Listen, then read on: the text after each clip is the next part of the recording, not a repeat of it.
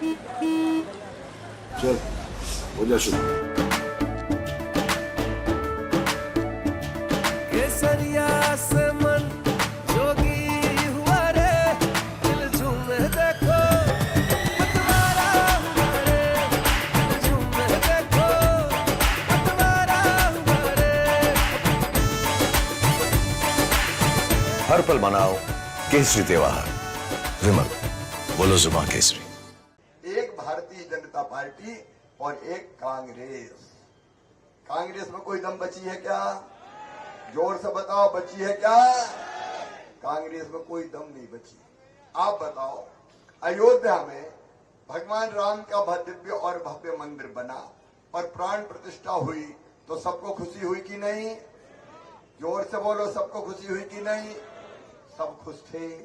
बहनें दीपक जला रही थी, रंगोलियां बना रही थी, नौजवान केसरिया झंडा लहरा रहे थे, बम फटाके फोड़े जा रहे थे, चारों तरफ खुशियां मनाई जा रही थी, आनंद और उत्सव मनाया जा रहा था, पूरा देश खुशी में डूबा था। लेकिन एक पार्टी रो रही थी, एक पार्टी। क्या नाम उसका? जोर से बोलो। कांग्रेस रो रही थी।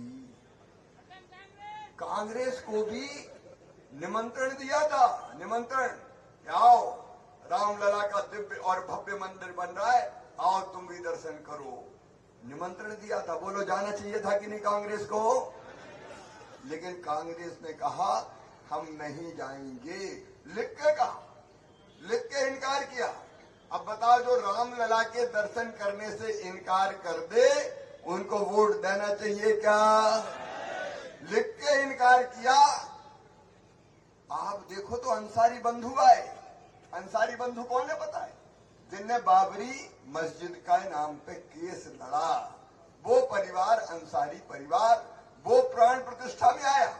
उनका कि ठीक है, सुप्रीम कोर्ट ने फैसला कर दिया, हमें खुशी है कि दिव्य और भव्य मंदिर बन गया, समस्या का समाधान हो गया। वो प्राण प्रतिष्ठा में आए, लेकिन कांग्रेस की खोपड़ी पे बैठ गई मंथरा, उल्टी खोपड़ी चली।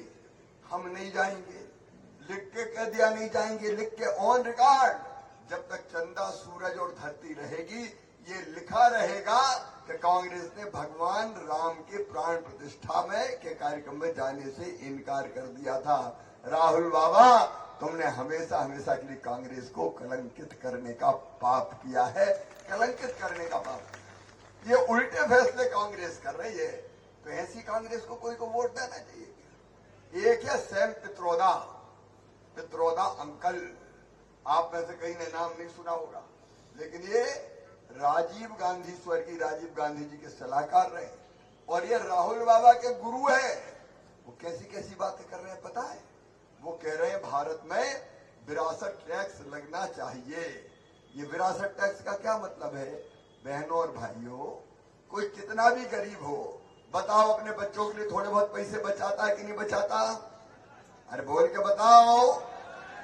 एक आध मकान खरीद लेंगे, एक आध दुकान बना लेंगे, कुछ ना कुछ तो पैसे बचा के बच्चों के लिए करते हैं।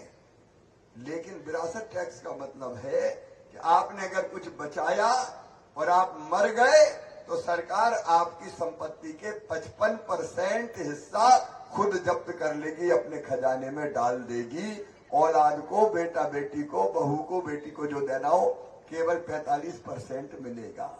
बताओ, अपनी मेहनत की कमाई सरकार को लूटने दोगे क्या? लूटने दोगे क्या? कांग्रेस में लूट का खेल चल रहा है। कांग्रेस के विचार भारतीय विचार नहीं है। अब ये सैम पित्रोदा कह रहे हैं कि भारत में तो नॉर्थ ईस्ट के लोग लगते हैं चीनियों जैसे, दक्षिण के लोग लगते हैं अफ्रीकन जैसे। अरे क्या गंदा सोच है इनका, ये रंग भेद की बात करते हैं। मेरे बहनों और भाइयों, आदमी आदमी में कोई भेद करना चाहिए क्या? इंसान में कोई भेद करना चाहिए क्या? कांग्रेस रंग भेद की अंग्रेजों की नीति पर उतर आई है। ये विचार भारत का नहीं है, ये विचार भारत का नहीं है। भारत तो ये कहता है कि हम सब भाई भाई हैं, भाई बहन हैं, एक परिवार है। भारत ने कहा अयम निजम परावेत्ति गणना लघु चेत साम उदार चरिता नाम तू वसुदैव कुटुंबकम। मतलब सारी दुनिया ही एक परिवार है और इसलिए हम कहते हैं विश्व का कल्याण हो, ये भारत का सोच है। लेकिन कांग्रेस कह रही है ये चीनी दिखते हैं, ये अफ्रीकी दिखते हैं।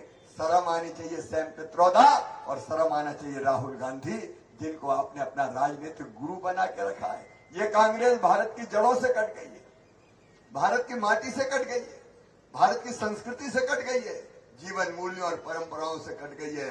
बताओ, जिसकी जड़ें भारत में हो ही ना, उस कांग्रेस को वोट देना चाहिए क्या? राहुल गांधी की जड़ें भारत में है ही नहीं, भारत को नहीं जानते, भारत की माटी को नहीं जानते, इसकी सौदी सुगंध नहीं पहचानते। उनको तो ये भी पता नहीं है कि केला पेड़ में ऊपर लगता है कि जमीन के नीचे लगता है, उन्हें पता ही नहीं है। वो आलू डाल के सोना निकाल देते हैं, ये जानते नहीं भारत को। तो बताओ, ऐसी कांग्रेस को वोट देना चाहिए क्या? पार्टी है केवल भारतीय जनता पार्टी। दूसरे, हम चुनाव में क्या चुनते हैं? चुनाव में चुनते हैं प्रधानमंत्री कौन होगा। आप बताओ, खकनार और आसपास के बहनों और भाइयों, आप सब्जी खरीदने जाते हैं, भटा भाजी कुछ भी खरीदने जाए तो उलट पलट कर देखते हैं कि नहीं कि सड़ी मड़ी तो नहीं है। मेरी बहनें जाती 10 बार दुकानदार से चिक चिक करती है, भैया जो अच्छा नहीं फला नहीं चला, उतार देगी, ये टमाटर हटा, ये आलू हटा, ये वाला डाल, ये तौल। हम सब्जी भाजी भी देखभाल के खरीदते हैं। गर्मी में अगर मटका खरीदने जाओ तुम्हारे भैया के घर, तो वो भी बजा के देखते हो कि नहीं ठक ठक बोल रहा है कि नहीं बोल रहा है, कहीं फूटा फाटा तो नहीं, पानी बह जाएगा। देखते हो कि नहीं देखते? बताओ। तो आप बताओ, प्रधानमंत्री देख के बनाना चाहिए कि नहीं? अब प्रधानमंत्री भारतीय जनता पार्टी के तो तय हैं। श्री नरेंद्र मोदी जी आज भी प्रधानमंत्री हैं और कल भी प्रधानमंत्री होंगे। एनडीए भाजपा ने साफ कहा है, नरेंद्र मोदी एक वैभवशाली, गौरवशाली, संपन्न, समृद्ध और शक्तिशाली भारत के निर्माता नरेंद्र मोदी, लोगों की जिंदगी में परिवर्तन लाने वाले नेता है नरेंद्र मोदी जी।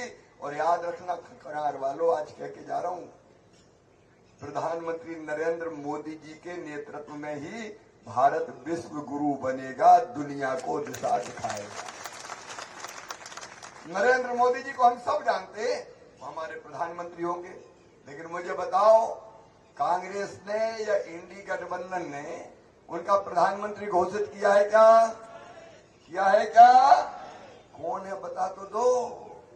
हालत ये हो गई कि राहुल बाबा कहां से चुनाव, और उनकी सर्वोच्च नेता श्रीमती सोनिया गांधी चुनाव लड़ रही है क्या?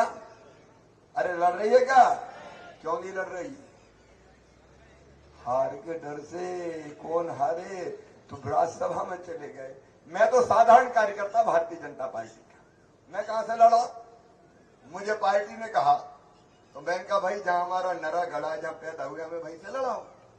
तो कितनी बार लड़ लिया मैं? 6 बार विधायक, 5 बार सांसद, और 6वीं बार भी मामा बनने वाला है हमें।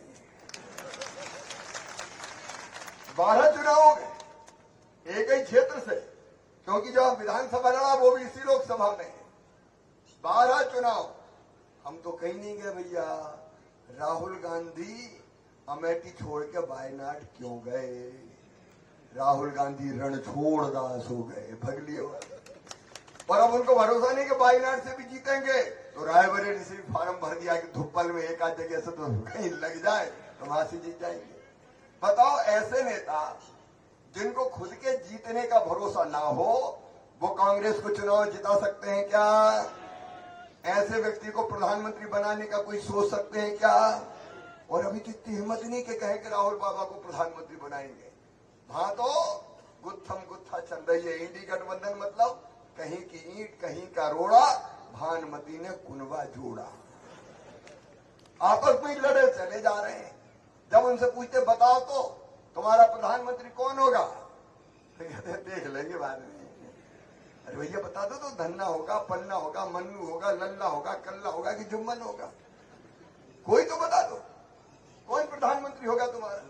क्या बिना सोचे समझे, बिना देखे पीएम बनाओगे किसी को? पीएम अगर बनाना है तो श्रीमान नरेंद्र मोदी जी, जो दुनिया में भारत का मान और सम्मान बढ़ा। काय के लिए कांग्रेस? और इसलिए आज खकनार निवेदन करने आया हूं। तीसरी चीज हम देखते हैं कि हमारा उम्मीदवार कौन है। मुझे कहते हुए गर्व है, नंदू भैया के बाद ज्ञानेश्वर पाटिल जी ने जनता की सेवा करके उनके अधूरे कामों को पूरा करने का ईमानदारी से प्रयत्न किया। मैं नंदू भैया के चरणों में भी श्रद्धा सुमन अर्पित करता हूं और हमारे नेता जिन पे हमें गर्व है आदरणीय राजेंद्र दादू जी, उनके चरणों में भी प्रणाम करता हूं। इन्होंने इस क्षेत्र में बहुत काम किया। उन सब कामों और जनता की सेवा के कामों को ज्ञानेश्वर पाटिल बखूबी करने का दिन और रात जी और जान से प्रयास कर रहे हैं और मुझे गर्व है कि आपको फिर ऐसा सांसद मिला है जो दिन और रात आपकी सेवा में रत रहता है। आपने कांग्रेस के उम्मीदवार को कभी पहले देखा क्या? अरे बताओ, देखा क्या?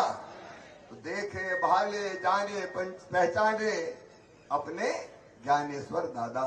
दादी करें आज लेकिन वैसे दादा नहीं,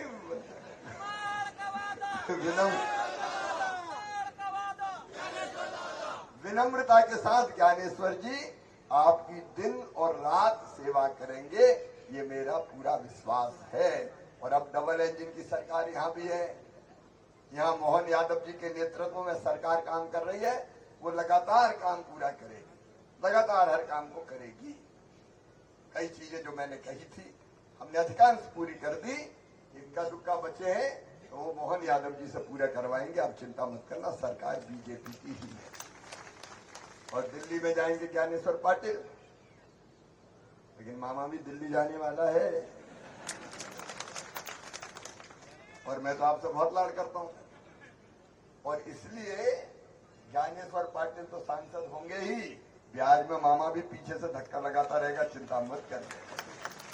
खगनार को कोई चीज की जरूरत होगी तो ज्ञानेश्वर जी के साथ मैं भी चला जाऊंगा और कोशिश रहेगी कि आपको काम करके दें। मेरे बहनों और भाइयों, आपकी सेवा में किसी भी कीमत पर हम कोई कसर नहीं छोड़ेंगे। बताइए, आप सबको मुझ पर विश्वास है? और इसलिए मैं आज निवेदन करने आया हूं। कोई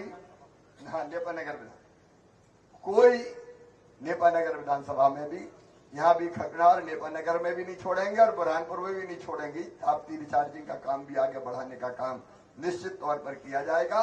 मैं आप सबसे निवेदन करता हूं मेरे बहन और भाइयों, जरा भी भूल नहीं हो जाए, कमल के फूल की बटन दबाएं, ज्ञानेश्वर जी को अपना सांसद बनाएं, नरेंद्र मोदी जी को प्रधानमंत्री बनाएं। बोलिए, सब तैयार हैं?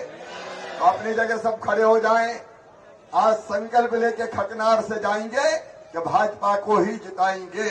दोनों हाथ ऊपर उठा के, दोनों मुट्ठी बांध के और भारत माता की जय बोल के भारतीय जनता पार्टी को, ज्ञानेश्वर पाटिल को जिताने का संकल्प लेंगे। मोदी जी को प्रधानमंत्री बनाने का संकल्प लेंगे। बोलिए, भारत माता की, भारत माता की, भारत माता की।